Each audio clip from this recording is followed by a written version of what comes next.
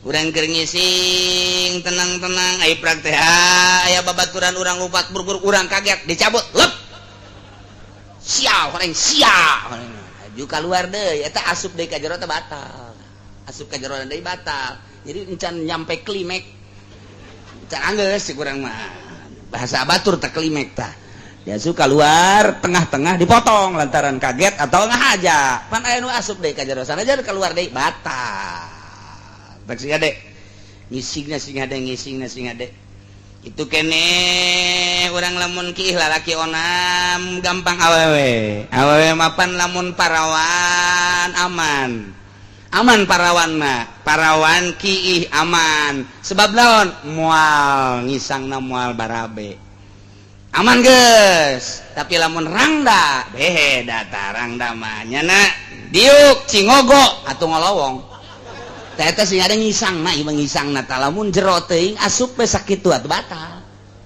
tah asup we sakitu teh batal tah mantak ya tah saeutik asup ka jero ka batinna teh batal parawan mah aman bedana cenah kiai parawan jeung rada gampang dina soraki lamun parawan ka parawan mah mun kiina teh trilik parawan tah lamun rangda wer kower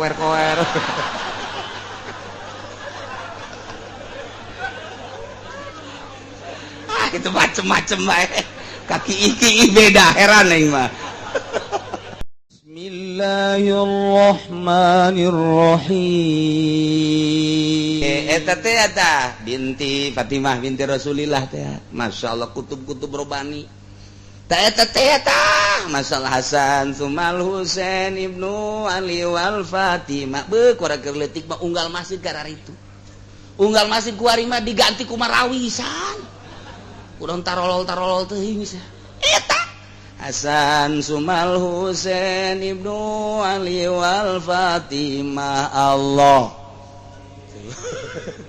Rasulillah Muhammad ya Rasulullah geus beres niat eta tah ya Allah ya Rabbi nikmat jasa gua geus anu barari saja aki-aki nang separae cenah aya keneh aki-aki nu baheulana tilok teh anu kuari hirup mah itu bisa atuh atuh aing cek aki-aki osok eta ngadenge baheula tangan aing jok bilu atuh sia teh main cimplong bae baheulana bisa kuari ya Allah ya Rabbi sia cek aki-aki ka aing da emang ka sia aing mah geus bari mah naon bae atuh eta geus eueuh baheula mah rame jasa unggal masjid mushola di Banten mah eta bae di Banten sok geura Tangerang satangerang Serang saserang Pandeglang sapandeglang serempak kabeh Hasan Sumal Husain asal tas taraweh bae ngadenge di mana bae eta masyaallah nikmat jasa wari eueuh ji niat nomor kedua watarku muftirin ninggalkeun nu ngabatalkeun zakiron eling muhtaron tur karep goero jahilin mazurin lain jahil ma'zur di jero puasa teh di jero puasa kudu ngajauhan nu ngabatalkeun kana puasa ke bakal dibahas nu ngabatalkeunan dahar nginum pan kudu imsak jima eta lah nu ngabatalkeun kana puasa kitu ge zakiron mun eling goge muhtaron mun karab kitu ge deui lamun lain jahil ma'zur kumaha lamun poho Zaid mantas di pabrik istirahat balik ka imah barang neuleuh diturum saja ya jengkol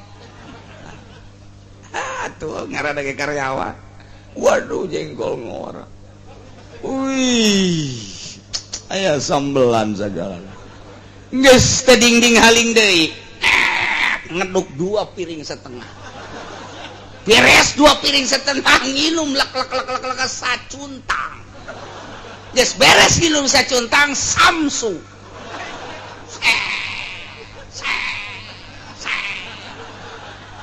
geus beak datang ke merek-merekna kakarak inget aing keur puasa ieu tah kumaha tah kos kitu geus ulah dimasalahkeun ngadoa ka Gusti ya Allah ya Rabbi alhamdulillahirabbil alamin anugerah ti Gusti ieu mah mudah-mudahan isu poho deui Gusti masalah teu batal teu naon lantaran lu batal so teh mun inget poho mah teu asal ulah mempohokeun sorangan cek pamajikan keur dah pohoan padahal henteu atuh teh Allah nu nyaho tah mah kos kitu atau balik ti mamana pamajikan ngongkong teu bake calana watuh naik temperaturna aya guha di dinya ya geus poho bae geus poho lantaran cak Kangjeng Nabi kene iza qoma zakar zahabas sulusa di mana-mana nangtung zakar hiji lalaki leungit 2/3 iman 2/3 akalna ai leungit teh geus pohona naon sakitu gedena eta pamajikan di bangku bae ditanda di luhureun gentong atuh bisa atuh 2/3 leungit mah geus pokona hese atuh nah 3/3 deui tah akalna teh anu mantak begitu neuleuh poho atuh pan kabawa ku zakar nangtung iza koma zakar di mana nangtung bobogaan lalaki leungit 2/3 akalna atuh poho keur puasa ceklak bae apa majikanna ngomong henteu deui meureun sarwana lah mun di ditu mah geus beres Kak lain urang keur paruasa atuh sia kita tadi ngomong urang ge poho atuh aing ge komo poho aing mah ih Gusti poho mudah-mudahan we tuh teu batal teh nu batal pada nu inget ya Allah ya Rabbi kitu kene mukhtar karep dewek nyokot sorangan hayang sorangan ai kitu mah dipaksa nyana dibagudet dikieukeun nyana teh eta ku jelema dahar sia tetep embung dahar tetep diasupkeun ka jero diwolkeun satungtung nyana teu ngarobahkeun sungutna teu ngarobahkeun sungut teu batal tapi lamun hajotek dikadekeun diteureuy batal leureuyna tak karep sorangan pan leureui lamun kitu mah kieu bae teureui geus henteu aing mah keur puasa karak nyana nyokot lapangpung di kitu-kitu teh ka jero sorangan kan atuh teu batal tah mah minuman make cai lek teu batal teu naon sanajan loba ge tapi lamun nyana geus kabeneran sagana ya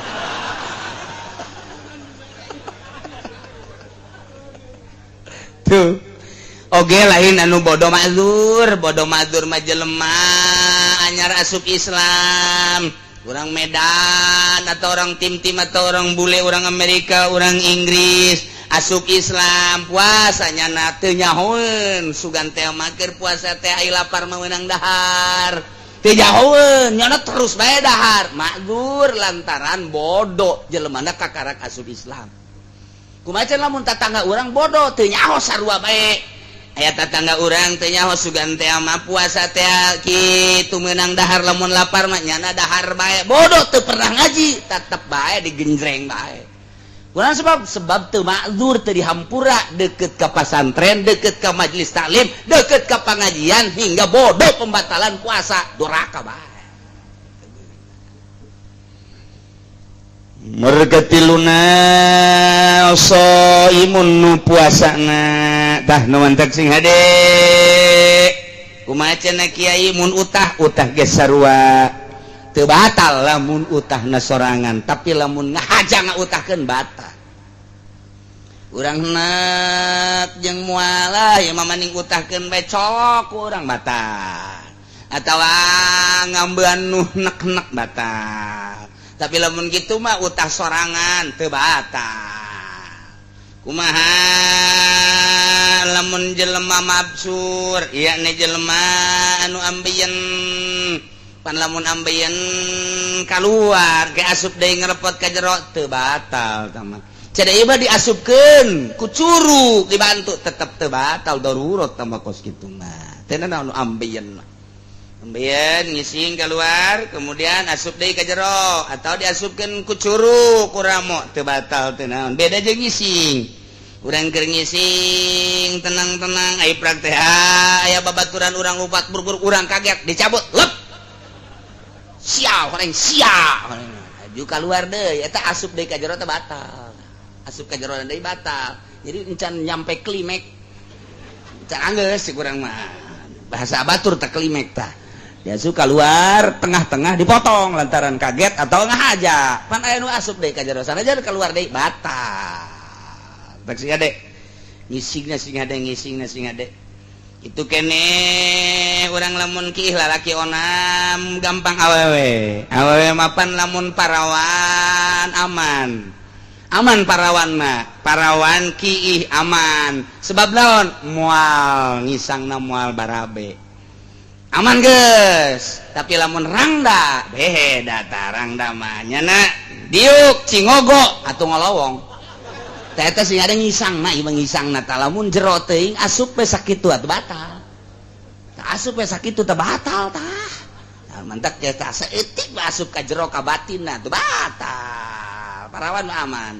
bedana cenah kiai parawan jeung rada gampang dina soraki lamun parawan ka parawan mun kiina teh trilik parawan tah lamun rangda wer kower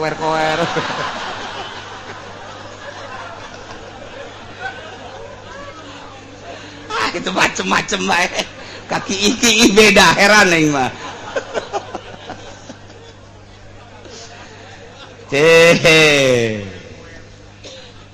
kumaha lamun keur peuting barang dahar kulantaran buru-buru teu karasa tunduhnya na geus beres barang dahar leup subuh kaliwat udang-udang jam 8 barang hudang jam 8 aya benang ka dieu ye je ieu benang jak ka jero benang ditereuy batal puasa dicabut sarua jeung utah batal antepkeun bae salat teu sah lantaran aya asup ka jero najis eta kumaha cenah eta kos kitu aya benang ka dieu nyanggut ditereuy ku urang sarua jeung dahar batal atuh cabut ku orang sarua jeung utah batal diantepkeun aman puasa mah ngan salat teu sah lantaran aya najis di jero keluar nyambung eta kudu kumaha eta apa salametkeun puasa apa salametkeun salat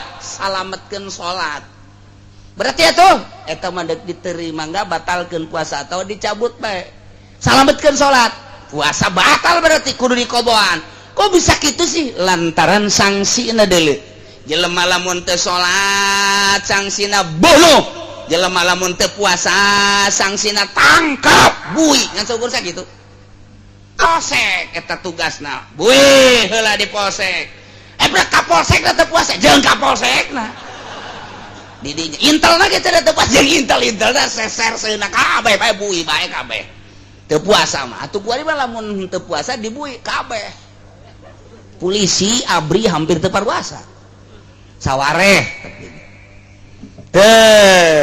tapi salat mah mun teu salat bunuh pan sangsina masyaallah mantap hargai salat geus beta mah batalkeun puasa ke Syawal qada kitulah masalah puasa kuari urang geus nyaho tinggal siap ngalaksanakeun puasa ngan urang nyaritakeun kuari masalah puasa kemudian ieu di jero puasa teh keur naon kitu ngaranna kena aturan-aturan nu teu bagus karusak puasana dina nalika karusak puasana aya nu wajib qada bari kifarat aya nu wajib qada doang aya nu wajib kifarat doang tilu rupa ieu aya nu nya wajibnya qada nya wajib bayar kifarat aya nu wajib qada doang teu kudu kifarat aya nu wajib kifarat doang teu kudu qada acan nomor kahiji yajibu ma'al qada'i li shaum al kafarah wajib qada jeung wajib mayar kafarat kafarat ulus mah kaparatul uzma teh artina itqu raqabatin jeung ditazir deui saha alaman afsada saumahu fi ramadan yauman kamilan bijima'in taminati min bil saum jaed panganten anyar pandai panganten mah teu meunang deukeut ajunya trum bae atawa sanajan henteu panganten anyar ge aya lalaki teh teu meunang deukeut ku Gusti Allah diberek asal deukeut we jeung aweh nang asal deket nang aya deui sangkilang deket ge geus teu daek nang-nangahan aya tama di ome ge geus teu daekeun bae tawadu bae geus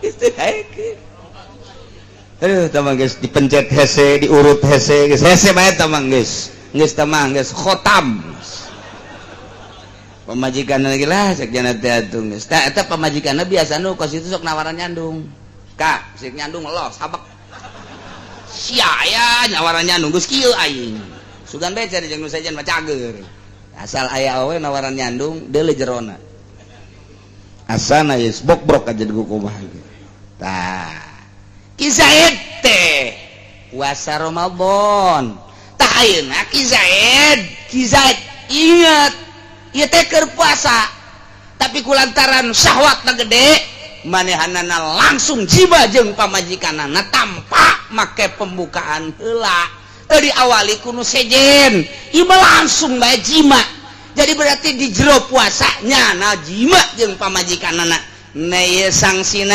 hiji wajib qada, dua wajib kafaratul uzma. Hartina kafaratul uzma teh ngamerdekakeun abid. Oh abidna ieulah melek iparat sitina miskinan, 60 miskin bari janana dipikeun ka Lampung. Lampung mah kuari itu bisa balik deui.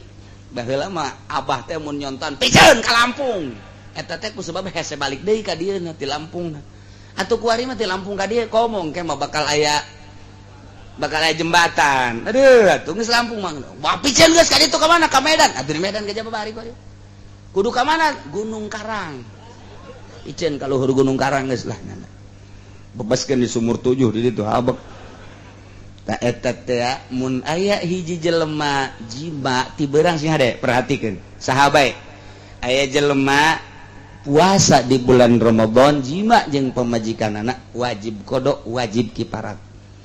Lantaran kifarat eueuh isqul qabatin kafaratul uzma ieu mah geus mere miskin sitina miskinan 60 miskin bari jeung deui afdolna ditambahan ku 60 pakaian 60 liter 60 baju 60 samping lamun 60 liter saleterna kali sabaraha itu kali hah 7.000 kali 7.000 nu jore eta nu bagus mah 10.000.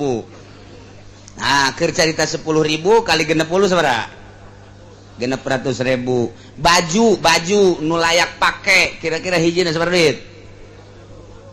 50.000 kali 60. Bera? 300.000 samping layak pake sabaraha? Wah, ieu nu ditanya ku aing mah susah kabeh. Bangsa 10. Geus sakitu beta. Ah bagikeun ka fakir miskin ngan kudu dibejakeun ngabagikeun anak. Ampura ieu nya kunaon di kafarat. Kafarat naon ieu? Ulah loba omong sia. Kudu dibejakeun. Aing boga gawe jeung pamajikan ieu kafarat ieu. Gitu. Kudu dibejakeun mun teu dibejakeun teu jadi. Kudu dibejakeun. Oh, cak budak miskin teh pajinya. Kerira ieu.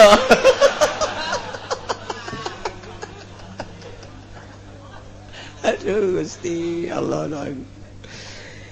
Gitulah kafarat.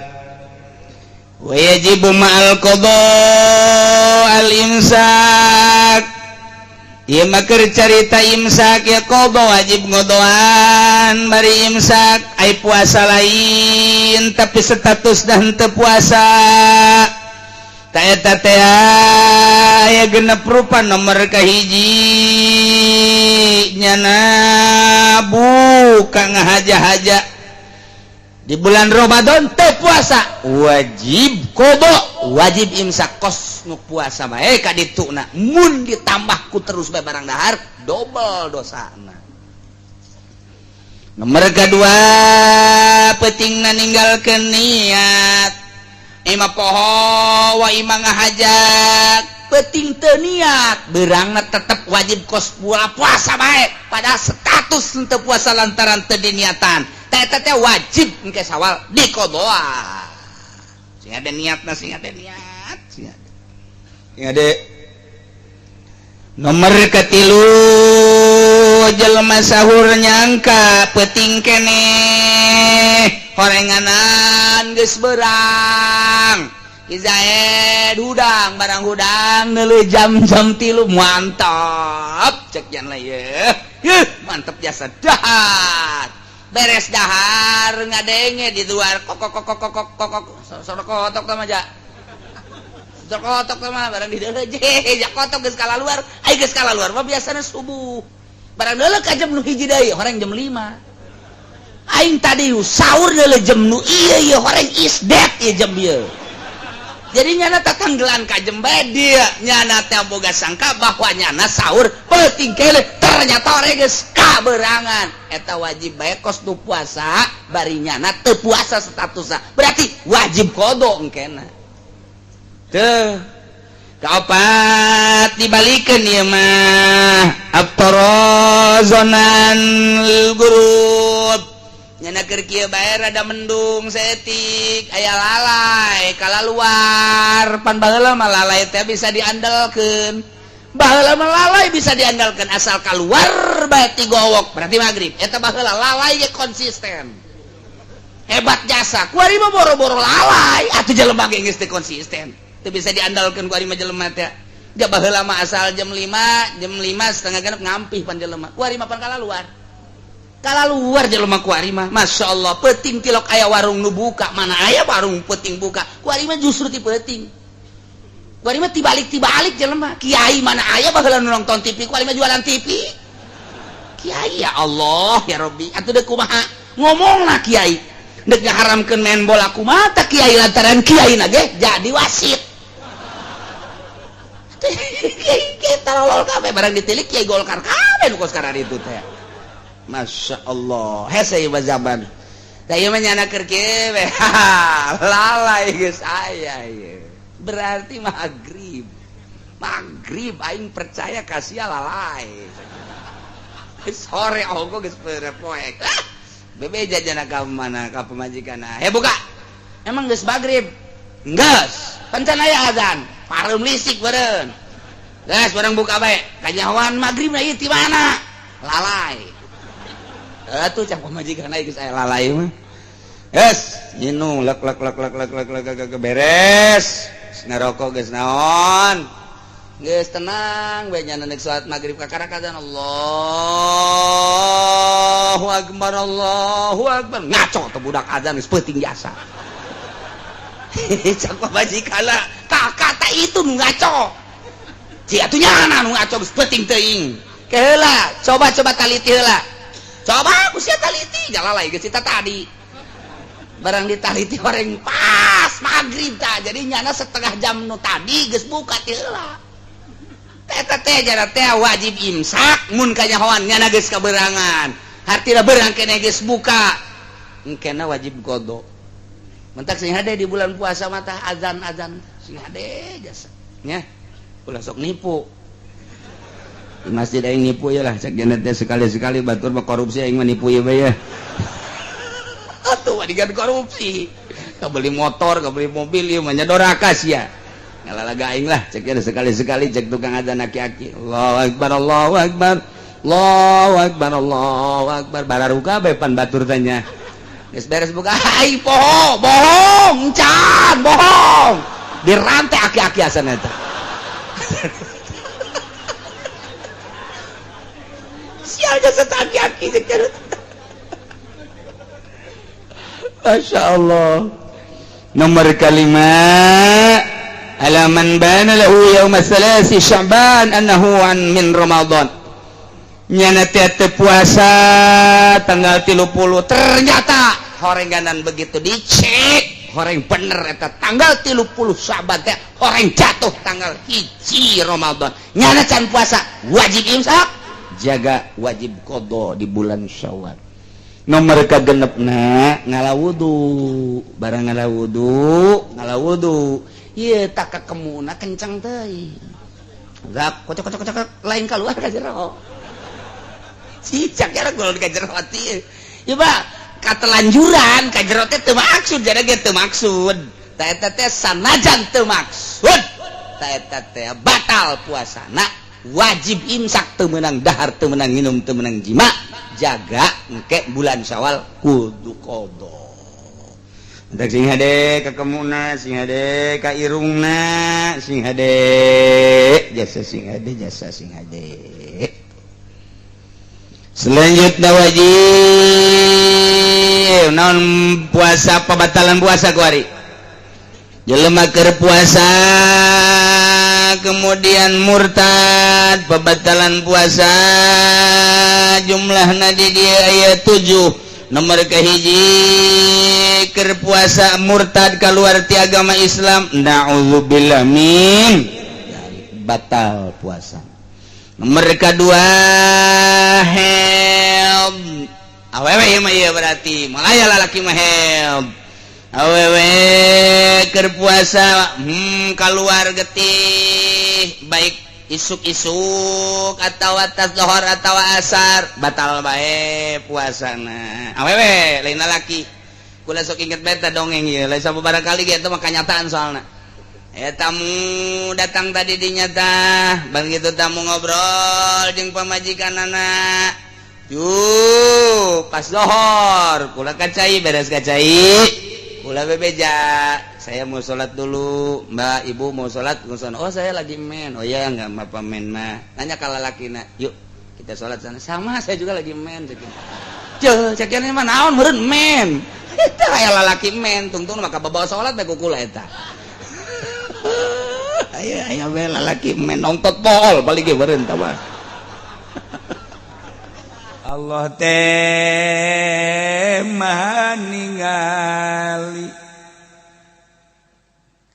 urang di mana bae katingali ku Gusti Allah di kota di leuweung di imah di majelis di mushola di pasar teu pernah teu kadeuleu ku Gusti Allah urang teh kadeuleuan keur kumaha bae lamun eta nyulusup ka jero kolbu urang teh bahwa Allah teh ningalikeun bae ka urang isin urang bakal sagede urang nu diciptakeun ku Gusti Allah anu bakal balik da ka Gusti Allah nu boga hirup nu Allah boga gerak nu Allah boga deuleu nu Allah boga denge nu Allah tapi haju lain dipake ka nu bogaana endah dipake kaluar tina aturan nu bogaana maksiat ngaranna geus cilaka tapi lamun urang inget kana Allah teh neuleukeun bae nah iyalah satu kenikmatan bahkan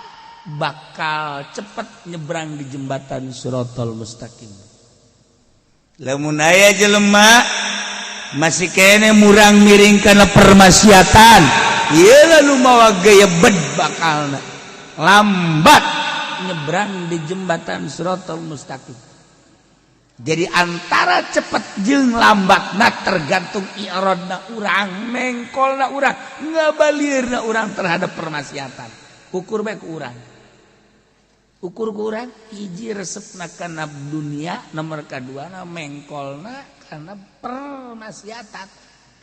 Eta lamun urang geus teu resep kana dunia jeung geus ngabalieur tina maksiat, eta geus bakal hiber ka sorga.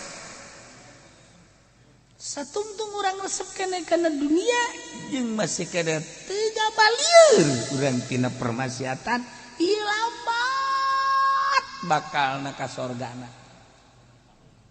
Tinggal introspeksi diri urang mah. Sakitu bete-bete kudu ditebakan hiji-hiji teh kudu.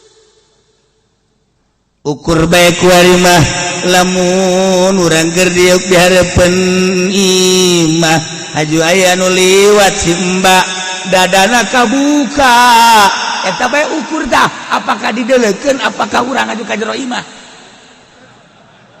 enggeus ulah esa-esa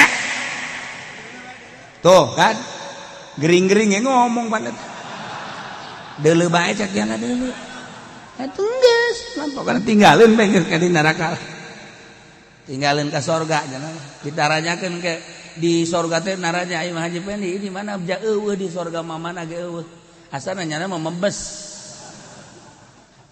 iya gara-gara tak kos gitu tak gitu eta karang kuda ada doang ge angel ka sorga angel ya Allah ya Rabbi angel insyaallah kurang diundang ku bupati Itamacaya Yasin di pendopo ajak tokoh-tokoh masyarakat di jero hate urang asana ieu mah ieu amplopna jeung berkatna rada lumayan sok sabaraha karapun aya we jeung nya rahasia teh mah kos kitu mah nah eta bakalna angel ka sorgana angel jasa aya harapan-harapan nu gos kitu ya Allah ya Rabbi da angel 100% bisi pajar bohong 100% angel ya Allah ya Rabbi permasiatan zahir maupun batin eta mawa geyeban tah eta ukuranana jang diri urang teh teh ai-ai mungkin bakal jembrang pan kabehan haju uburkeun teh nya bawa isuk bapak geto rahasia teh umur mah tuh nu bere nyaho nah ieu teh ukur diri urang waduh lamun isuk aing paeh asana aing angel ieu nyebrang beresan ti kuat datang ka imam waalaikumsalam go kak biasa ge telok salam lima salam kalau omong perubahan atuh naon ge aja ye naon bangunna bagus amat kadena leuleus teh aing tadi ngadenge sieun jebrang di jembatan Siratal Mustaqim besi lambat aju ieu mah naon nu aya kabeh jang neng kabeh kakak mah tarima bersih hodahar ngan aya kos kitu pokona mah ieu kontrakan jang neng kabeh ruko segala jang neng urusan teh anak kabeh. Emang kakak ada ke mana? Kakak ieu asa di hareupeun jembatan Siratal Mustaqim bae. Ambo kak. Tedagang kos kitu teh perasaan kakak. Kakak mah ya Allah ya Rabbi. Asa ngalengkah bae jembatan Siratal Mustaqim sedengkeun cak kiai hubud dunya jeung karanan gitu ngaran maksiat eta teh mawa lambat nyebrangna. Sakuyana sakitu mah kabeh jak neng bae. Geus pokona kakak mah nyahodahar berarti nyaho usaha teh nyaho dia atuh lah kitu kak sok aju hayang ngeunah bae kakak mah tah ieu urang teh ieu urang bakal urang teh Gusti Allah lagu arar Inggris jasa ieu Gusti Inggris sieun sedengkeun almarhum aman lahaba jelema teh bakal dibarengkeun jeung dipake karesepna duh lamun urang di dunia ngahijina jeung resepna jeung para ulama mantap tapi lamun urang hijiana di dunia teh jeung encek jeung Chinese jadi akhiratna urang ngihijikeun jeung bos-bos aduh rempan sieun hijian urang sieun bahkan naon nu dipake karesep dipilukeun jeung urang aduh ya Allah urang resep keneh main gaple atuh ditarang balak genep mungkin bakal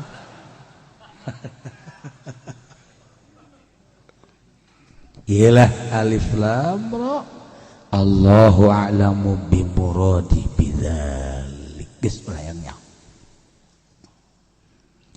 tilka ayatul kitabil hakim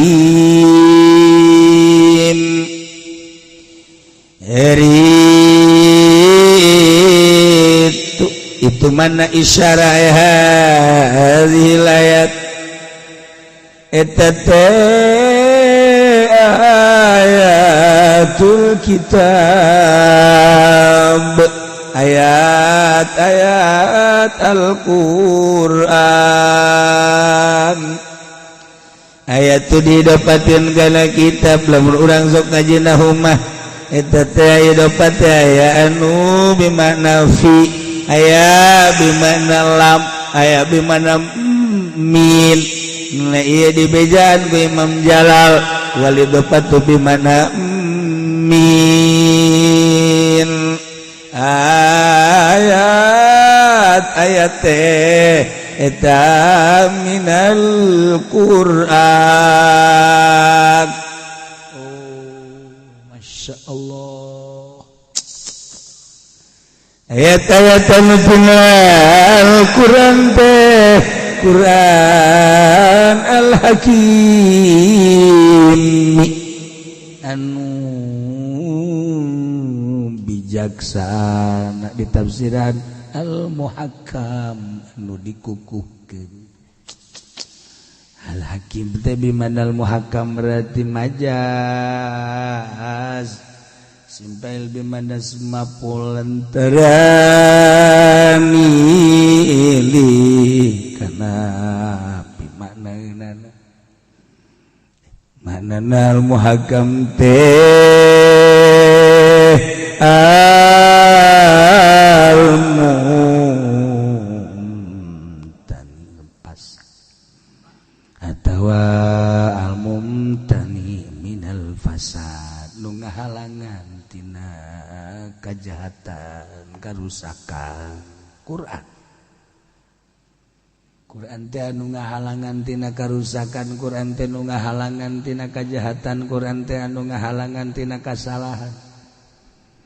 Urang dek ibadah ka Gusti Allah kudu neangan petunjuk lamun teu make petunjuk mah bakal salah petunjukna aya dina Al-Qur'an nu bakal salah jadi henteu al-mumtani anu ngahalangan minal fasad tina karusakan Qur'an. Dek ibadah ka Gusti Allah deuleu ayat-ayatna sesuaikeun jeung aturan-aturanan timibiti wuduna, sholatna, zohirna, datang ke batinna. Al-Quran geus ngajelaskeun. Mentek Quran teh Al-Hakim. Ya, al-mumtani minal fasad. Urang juari dek berekonomi. Atu abah ulah salah. Kudu neangan petunjuk carana bongkar dina Al-Qur'an. Urang teh ayeuna tendek dagang kumaha cara dagang, urang teh de kuli kumaha cara kuli, urang teh sebagai big boss kumaha tingkah urang jeung pagawean urang sebagai big boss. Baca Al-Qur'an abe ulah salah sebab Qur'an teh ayatul kitabil hakim al-muhakkam. Dina Al-Quran aya kabeh. Urang guari teh dek taratur negara berarti usaha urang asup teh kana jurang politik.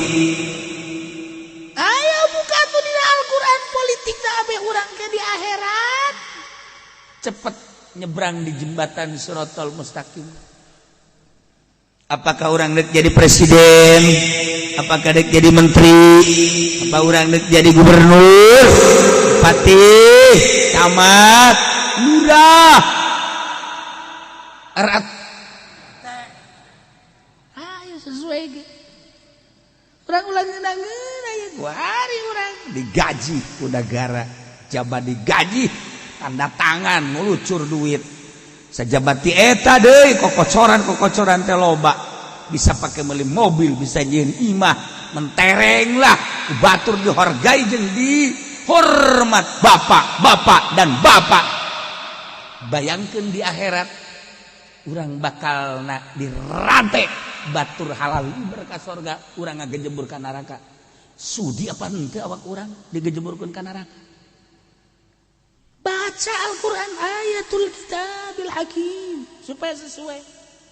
Ketika orang jadi presiden, di Indonesia insya Allah dia wakil lagi kan buya. Aya keneh teh. Nah ya, sepeda teu kadenge-denge we kabarna kumaha gitu. Aya manu alhamdulillah palalinter di urang teh wakil negalain lalagaan pinter komo presidenna ulah serija menteri palalinter di urang mah menteri pokona pinter naon bae lanan gubernur palalinter bupati palalinter atuh nuhun ayeuna peduli mandek urusan negara urusan umat ganjaranna gede luar biasa sesuai teh Al-Qur'an sebab Al-Qur'an teh Al-Hakim ilmu hakam yakni al-mumtani minal fasad nu ngahalangan tina kajahatan lamun ulang hayang ulah jahat ulah rusak ulah bahaya buka Al-Qur'an Qur'an teh ayatul kitabil hakim urang sebagai naon ayeuna bupati aku henteu teh jeung aturan Allah urang sebagai naon gubernur aku henteu urang teh naon ieu urang teh polisi aku henteu jeung aturan Al-Qur'an urang teh kuari teh jadi abri jadi TNU akur teh sok akur lanjut henteu akur terserah dia di itu dia anu di dinya dia anu sarua aja ngusul-ngusulkeun awak dia ji aya urang Baduy ieu kuari ka dia sok karujaan diri urang kuari mangeunahkeun ayo sia razia masker bayar sia koeng ayo sia lamun teh dibayar ayo bayar lah ya susahnya titah mayar nyana keur boga kewenangan nyana keur boga wilayah ayo bae apakah bener teh sesuai jeung Al-Qur'an apa henteu nah ieu engke di akhirat bakal berlanjut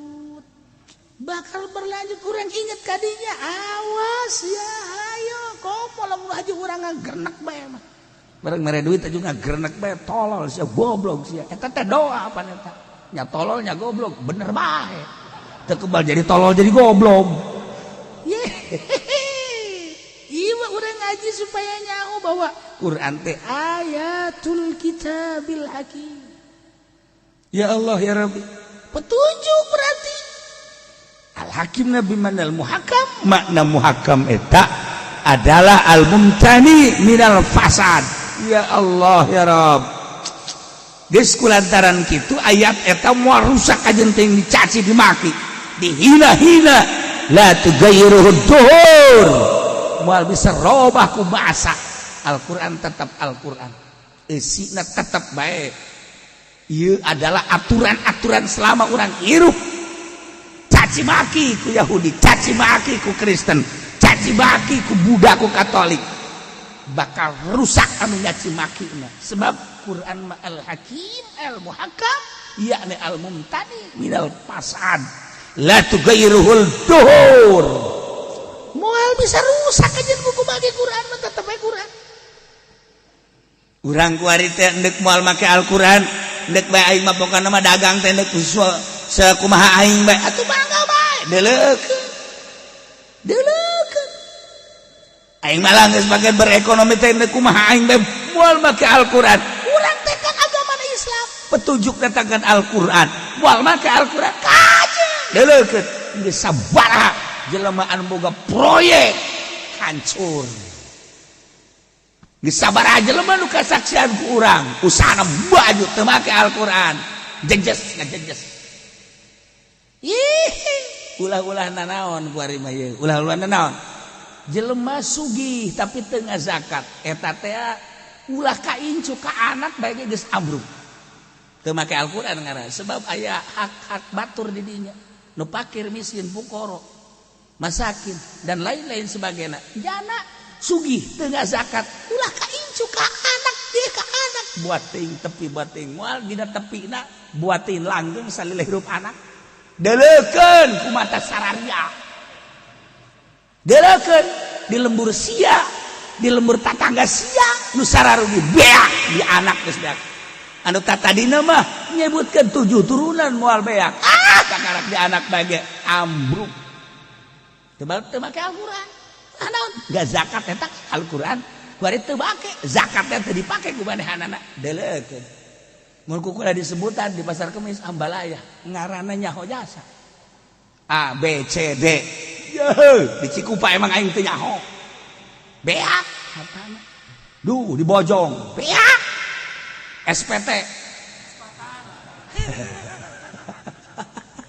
beak aduh di Tangerang eta teh pun sugih anu kula jalakeun ka ditu jeung almarhum Abah pokoknya nggak sedekat jadi bagian hebat ulah diceritakan hebat dan sugihna dia anak beak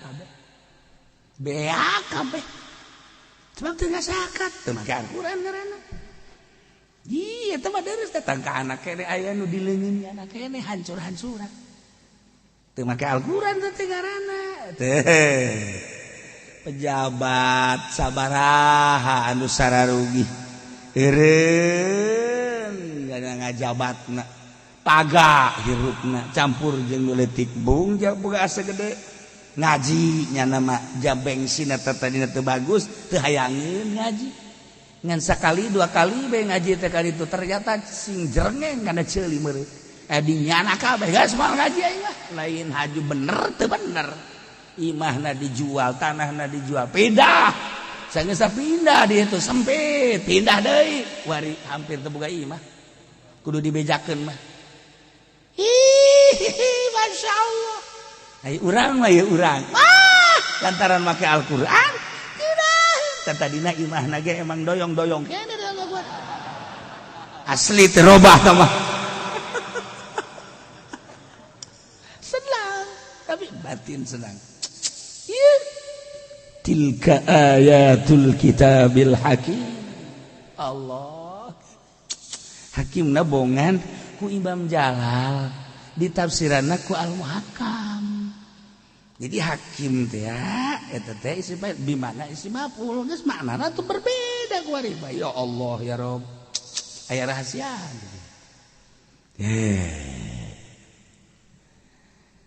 akana lin-nasi ajaba gara-gara nama teh urang Mekah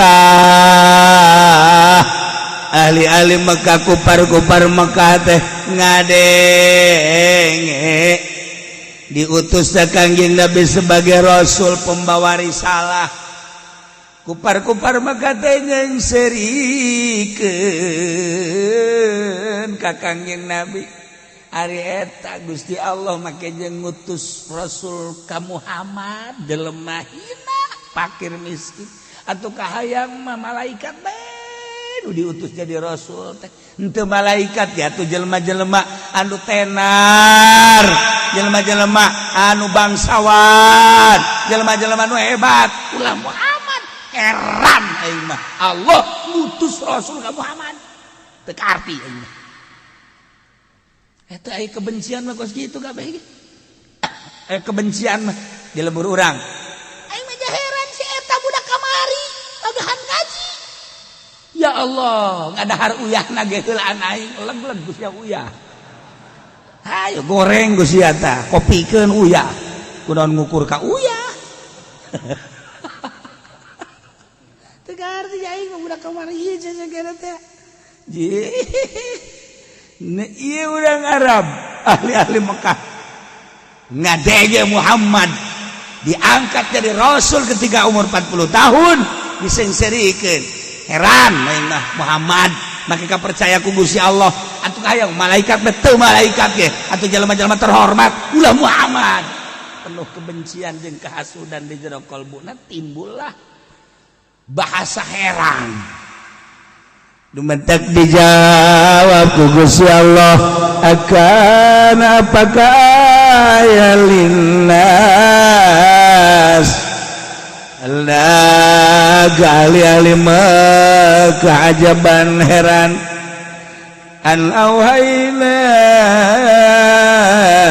ila rajulim minhum yen kaula nurunkeun wahyu ka seorang lalaki anu sajenis jeung manusia pada ahli Mekah anu ngaran Muhammad. Tuh kan maka jeung heran sagala cek Gusti Allah. Bumi nangieun aing, langit nangieun aing, manusia nangieun aing. Aing mempercayakeun ka Muhammad sebagai rasul aing, kita tabligh nyampaikeun karisalahanana.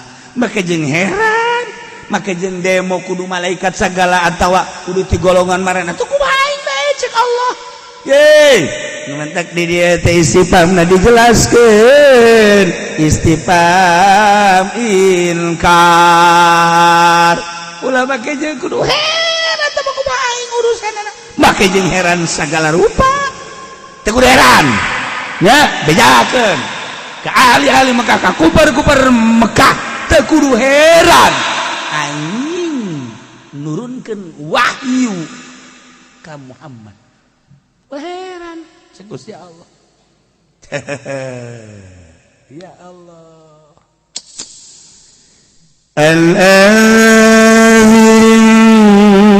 Al-nas wa basyiril ladzina amanu.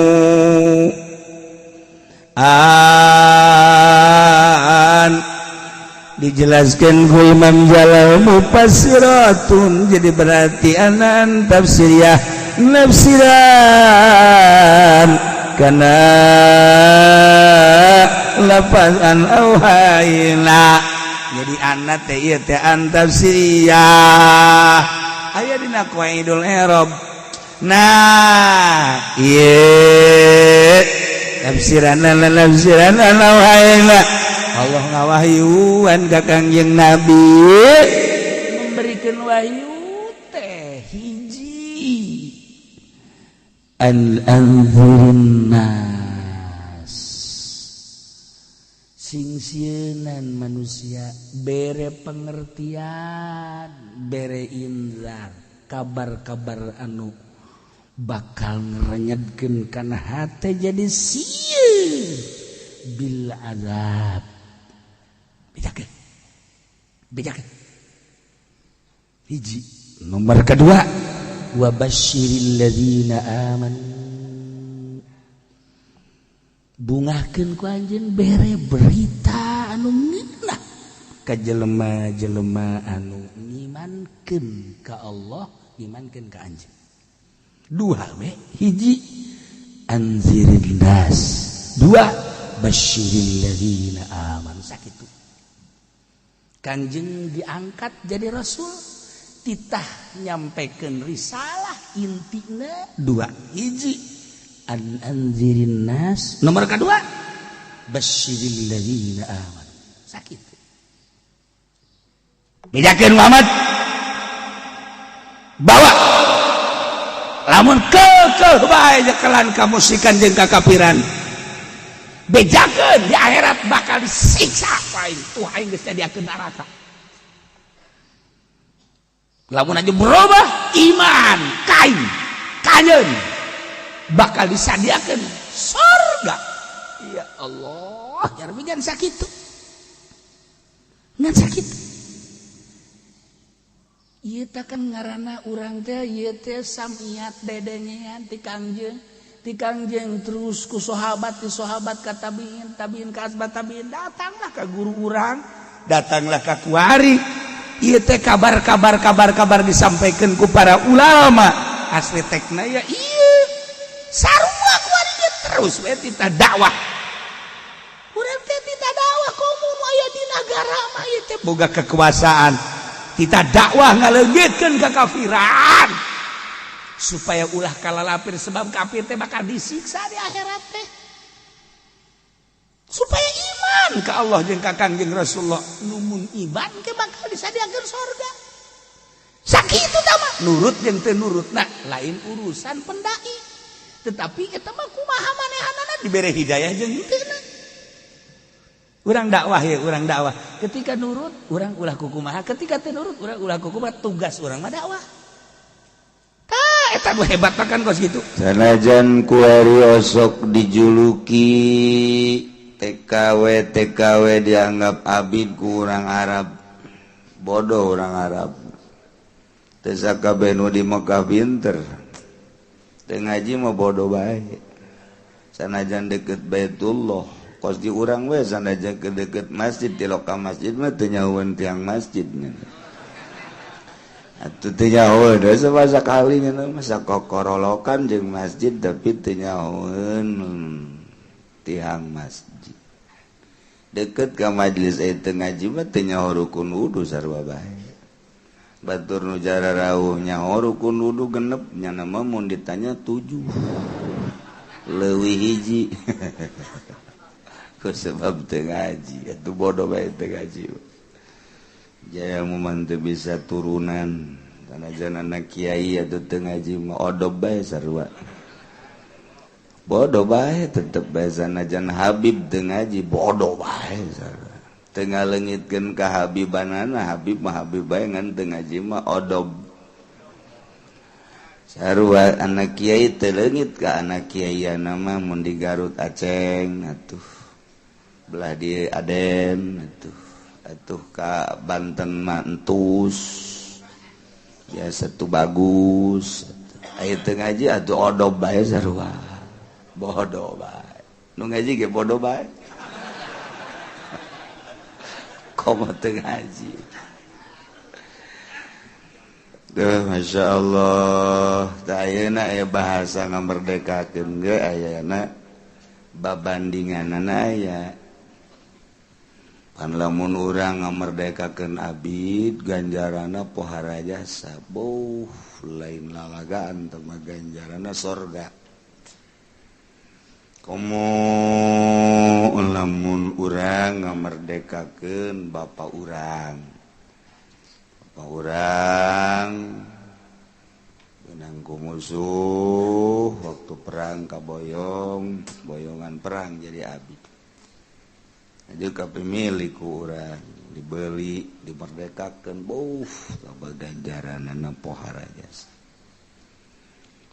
tambah geus pohara bae gedean mah cenah kiai jeung nu kieu jeung nu kumaha mun urang nyandung nu kolot kabur nah juga segitu ceritana minta ditolak bae geus kukuh minta ditolak ya otomatis kan ngaranna ge jelema yang ditolak sarua jeung manuk hayang hibran ditolak bae sabodo kulantarannya nah tu ditolak ka dieu hese ka ditu hese meunang 10 tahun kapanggih deui ku salakina neng ieu keur naon di dieu kieu wae cenah kula mah sabada ditolak teh teu kawin teu emang kunaon teu laku aduh tah mah tuh ja urang baheula geus boga anak aya 5 aya genepna lah ku kakak atuh deuk dibalikan deui bae ku ari bareng nikah deui tah eta gede jasa ganjaran eta ngabalikan nu kolot mah tuh cenah nu ituna masih kan atuh masih ngan gua mah jadi nu ngorah teu naon cenah jadi ngorah mah padahal kolot nyana asal jadi nu ngorah bae bungaheun we mah embung jadi nu kolot boloon status doang embung jadi nu kolot ya Allah ya Rabb aya ge nu sabanding jeung ngamerdekakeun kieu ma min ayamin tamalu fiha habu ilayya min hadhil ayyam adawa ilallah taya sababaraha poe anu dipake beramal dina eta poe-poe luluy dipake karesep ku Gusti Allah kecuali min hadhil ayyam yakni ayyamal asyri 10 poe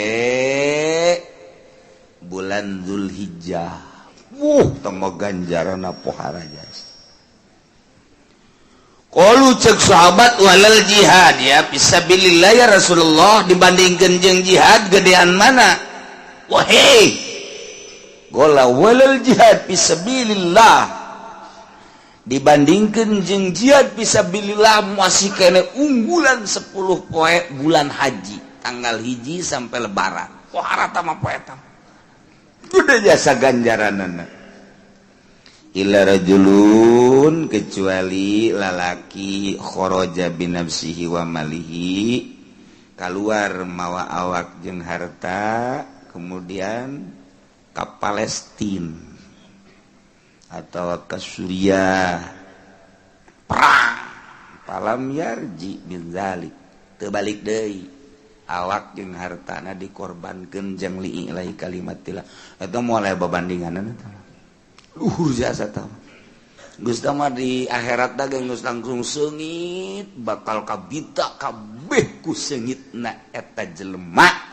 sehingga kabehan hayang ka dunia deui hayang perang ku bagus-bagus di kitu-kitu ge tetep kuari mun tita perang embung bae eta jadi urang mah ipis jasa iman teh ipis jasa ulah tita perang tita mondok bae saya mondok bae mondok bah kula mah pasantren-pasantrenkeun bae ulah sakola ka mana sieun ke ka ditu na hirup ye bah kula mah pasantrenkeun bae lah kabita jasa ge di akhiratna di samping kula abah emak pan nu ngabiayaan ke eta pan ka jahit ke bakalna ka sapaatan geus mah pasantrenkeun bae akhir zaman kieu sia yang mondok anak teh nyaho ka internet beureun teh budak ortodok teh sih kudu hayang mondok atuh sakola cak yang sakola minimal sanawiyah aliyah minimal gus kali itu dong komo kadang saya jadi hayang jadi presiden menggantian Jokowi atuh eta disengsirikeun ku bapana hayang mondok bae disengsirikeun saware mah aya ceng mondok bae lah jaku abah teu kabiayaan eta kolot oplo deh sarua aduh masya Allah geus mondok bae daripada luntang lantung sia di imah mending mondok bae ieu bener tan mondok pa kabeh. Waalaikumsalam. Di mana? Abdi di Jakarta. Saya Jakarta Pak Kiai. Ada apa? Menyantrenin anak. Anaknya ada berapa? Ada 4. Yang 1 udah jadi insinyur, yang kedua udah ada perandas, yang ketiga udah. Tinggal yang ini mah nggak mau mikir Pak Kiai. Otaknya kayaknya ya Allah, kayak gimana kali ini mah anak udah pesantrenin aja lah katanya. Habis sekolah nggak naik iya tuh, masuk pabrik nggak ada yang nerima udah pesantren aja lah agama maju temual tuh dicekel ku model kos gitu hampir ditampilin teh jelema ku aing dengan cekatean sakitu gaya tuh lumayan jangan ganjel trip malah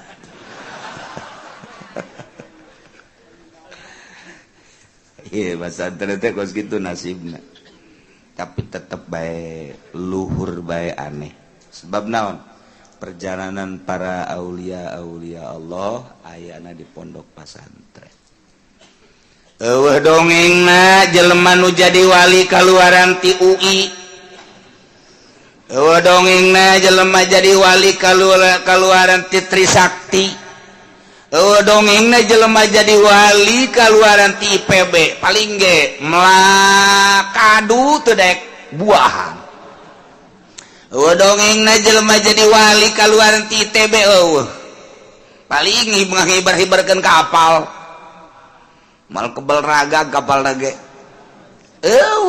kok ti ikip mah ya paling ge ini Budi ini Bapak Budi ari kos gitu artina dongengna nu jadi wali kaluaran ti universitas tapi kaluaran ti pondok pesantren jadi wali kabeh nu teu jadi wali asal kawin bae nyan wali mujbir dongeng wali geus sararese jasa pi walieunana boro-boro kaluaran sekolah puguh ieu nu malah santren ge mimiti ngararaji jang syariatna supaya bagus geus barisa ngaji jamaah santren 15-20 tahun mampu mantep jasa kurang ngadenge alat najeng saja bana berapi jasa boga pondoknya anak wari Masya Allah santri ayalah 100-200 santri madi 50-100 geus pohara jasa jol bae pilkada kena hama jol pilgub kena hama mantap begitu kuari dek ditarik deui pilkada pilgub ku DPR ulama bersyukur ka Gusti Allah alhamdulillah kunaon nasib kiai sugan bae rada baragus deui sebab ieu barusak jasa Tasik Ciamis Bandung Tangerang doang rada rapih ajur kabeh di Tangerang mah ajur kabeh nu teu nguyuk duit bupati nu teu nguyuk duit gubernur nu diumrohkeun ge sabaraha meureun ta kiai samaruk bagus meureun racun mantap goyang agama negara agama di negara teu kuat cenah gitu nu mere duit atuh kieu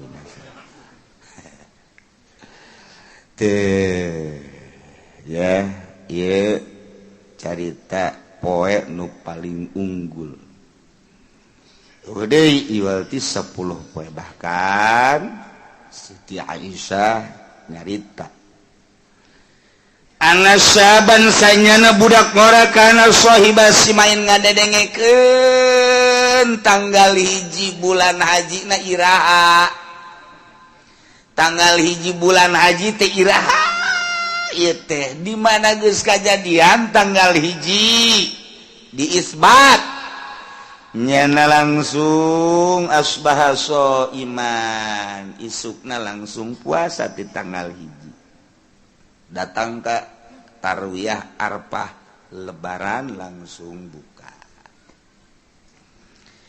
Babalagu zalika Rasulullah datanglah berita tersebut ke Kangjeng Rasul. Tagil ku Kangjeng Rasul fada'ahu. Adia mayah miluka ala syami hadhil ayam. Naon nu ngajurung ka anjeun make jeung puasa di poe 10 poe ieu. 9 datang ka Arfah. Naon?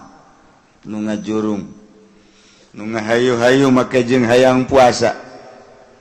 Gola cak eta lalaki bi abi anta wa ummi mufda abdi mata ayalia innaha ayamul masyair wa ayamul haji ieu pan poe teh poean besar agama Allah mun ningali di Mekah ayeuna saha bae di mana bae jelema pohoan kajabatan, pohoan kakaagungan dibuka pakaian make pakaian ihram.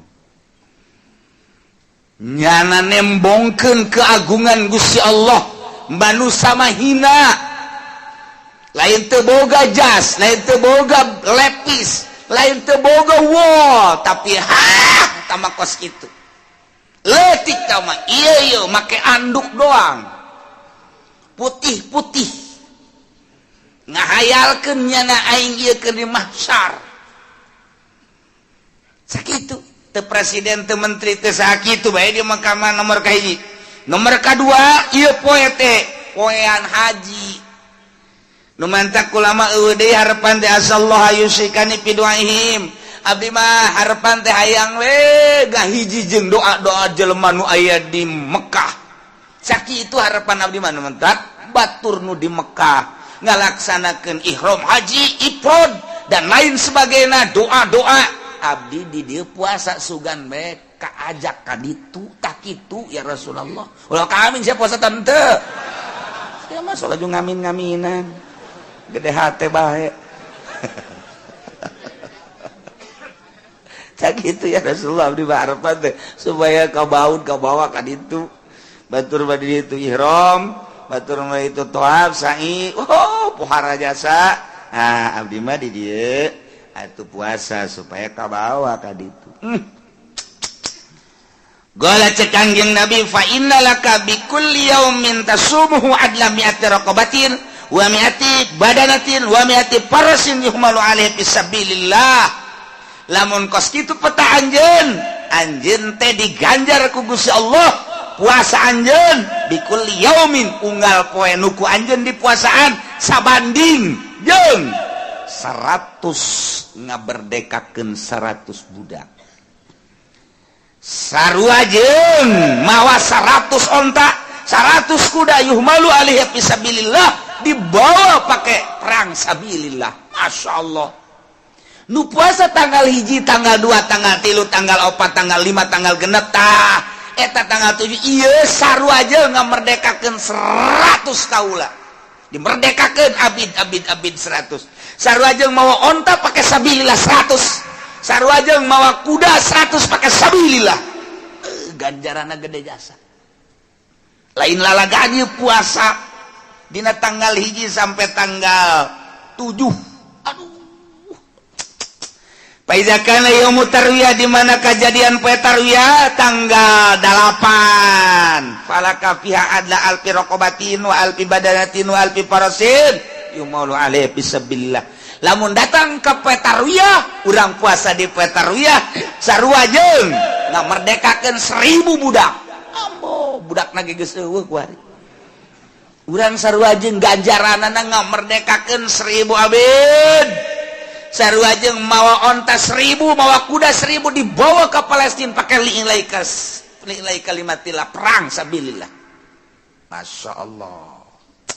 Ieu mah teu bawa onta, teu mawa kuda, hiji-hijian puasa doang poe tarwiyah sarua jeung ganjaranna mawa onta 1000 ka ditu pakai sabilillah.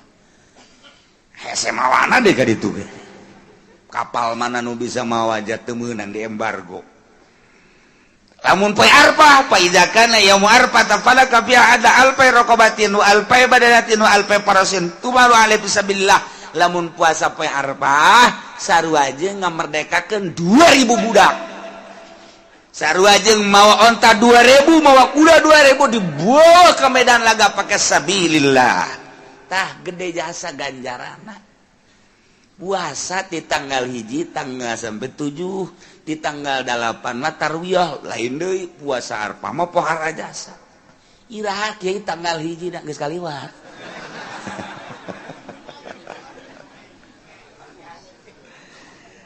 Tanggal 1 nurutkeun hisab Qatis Sulam Munairen karangan Ki Mansur jembatan 5 Jakarta nu diparake ku para ulama salaf.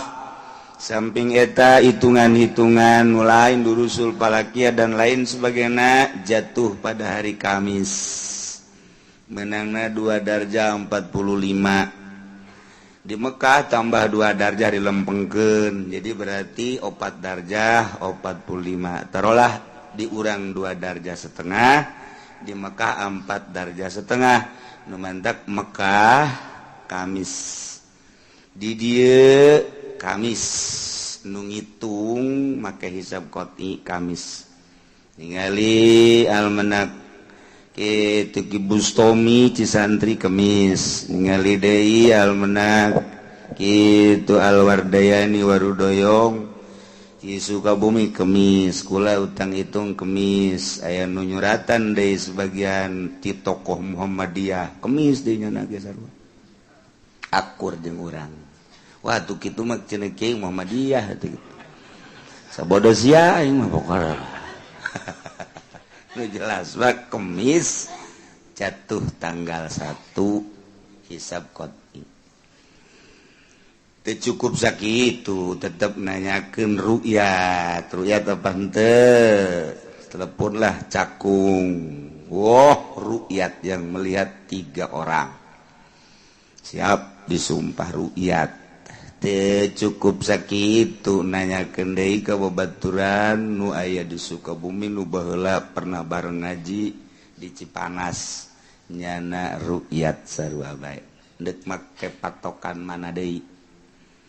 Darjah 2 darjah setengah sedengkeun darjatan fa aksaro. Kajeun atuh darjah mah bisa nu mempertahankeun kudu 4 5 genep 7 8 pek bae tapi wakena kenyataan pan ru'yat. Neka mana deui lumpatna.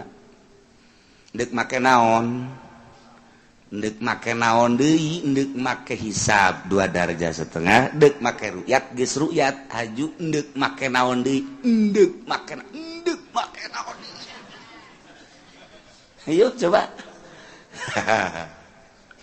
ya sekedar informasi tak seperti gitu acara kuaman dek nurutin pemerintah bejuat los masalah dek ka mana ge ieu keur carita hitungan sebab di urang makan muatan malulu Ibu Muhammadiyah jeung NU ieu mah asana angel ka ngahiji tahun kamari urang puasa Ramadan akur jeung NU Muhammadiyah embung akur teu make sulam nya make hitungan Yamani geus ku sebab NU na bareng jeung hitungan-hitungan kitu sulam urang di dia akur jeung NU Muhammadiyah teu akur kuari urang akur jeung Muhammadiyah NU teu akur dia tuh sabodo nyana mung alalakur berarti sebab naon di jerona loba muatan-muatan di jerona loba kepentingan-kepentingan tanpa aya muatan jeung kepentingan urang ibadah ke Allah abang mantep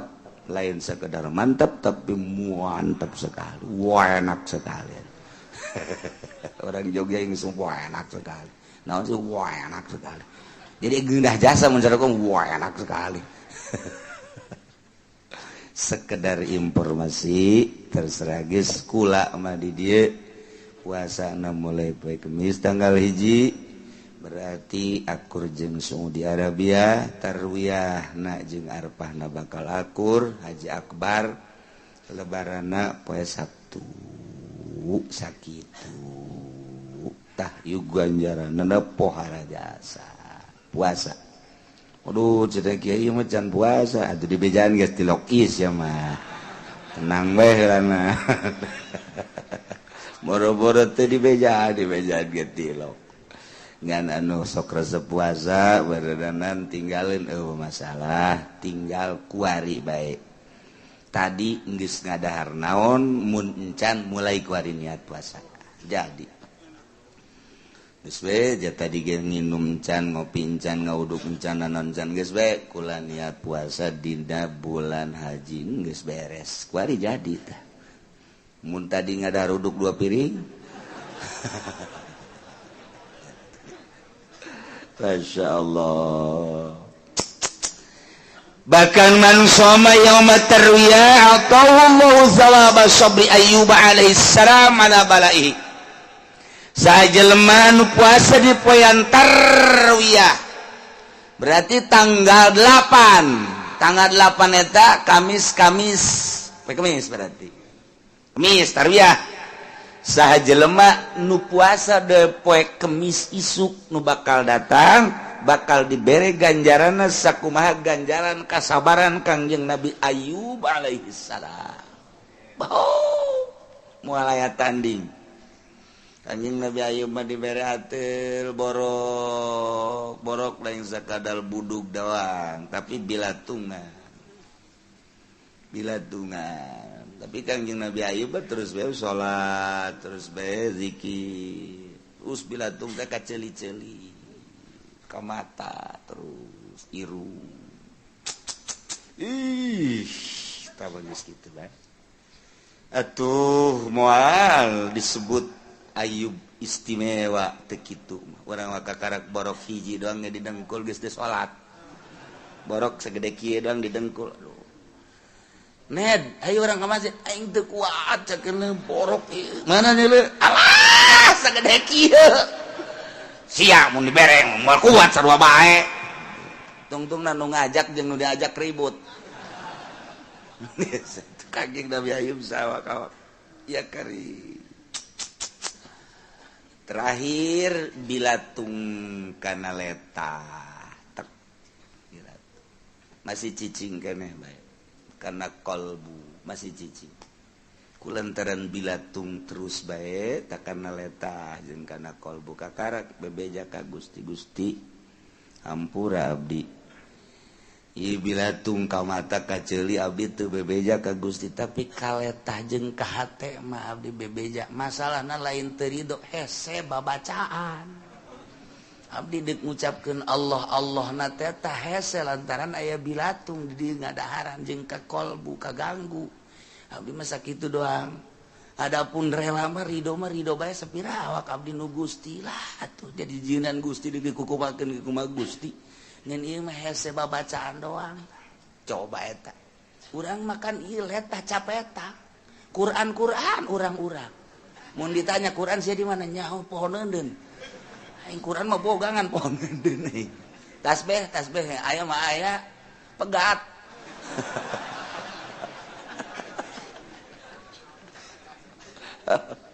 Masya Allah urang dah. Jadi urang teu maelu. Tapi Kangjeng Nabi Ayub tah. Eta mah diaritakeun Kangjeng Nabi Ayub kan geus kitu. Datang ka pamajikanana langsung minta dicerai tinggal hiji doang Siti Rohmah boga keturunan ti Kangjeng Nabi Yusuf alaihi salam. Duh turunan Nabi mah beda teger. Kos urang boga turunan pamajikan turunan wali teger. Urang boga pamajikan turunan kiai teger. Kajuntin galak antepkeun. Teger eta. Loba Kiai magahan ngaji santrina loba padahal pamajikanana galak loba ieu. Pamajikanana galak ya teu meunang salah setik gualakna deui. Tapi bisa magahan ngaji tak kiai santri loba. Kacaritakeun maot pamajikanana, kawin deui jana jeung nu bahenol nerkom. Masya Allah, bibir lagi sakumaha tas kadahar daging atah. Burum. Di Karawang cenah bejana mah. Ih, pohara jasa sopana ngomongna jeung sajabana Pet santri arareueuh. Magahan ngaji nya teu bisa. Aya naon? Nu baheula mah galak ke turunan kiai. Ai ieu mah turunan sinden. Beda tuh. Geus kuari kiaina kudu oper, ulah jadi kiai kudu jadi panayagan ka dituna tuh. Beda turunan mah tak lain deui. Turunan Kangjeng Nabi Yusuf tuh kuat jasa. Malah ditita ku Kangjeng Nabi Ayub besi neuk ninggalkeun malah cek Kangjeng Nabi Ayub kula mendek sorangan bae di handapan gunung masalah duaan jeung Gusti Allah. Kak, ulah kitu mun ceuk ngomong urangna mah. Ulah kitu, Kak. Pokona mah kula hayang nyaho kakak mun paeh di mana dikuburna. Nah, eta ngeunaheun pantak kadenge da kaceuli. Mun sehat hayang nyaho kalau mah sehatna. Moal kudu ninggalkeun Kak, tenang bae sih. Pokona mah diurusan ku kula. Tepan urang mun boga pamajikan kitu ngeunaheun. Ngeunaheun ieu mah urang kakarek ngagoler 3 bulan ieu minta cai. Waalaikumsalam. Naon salaki muriang geus teu gudang-gudang. Kiai didinya ngising didinya kiai maksudna lah dicepetkeun bae cenah kiai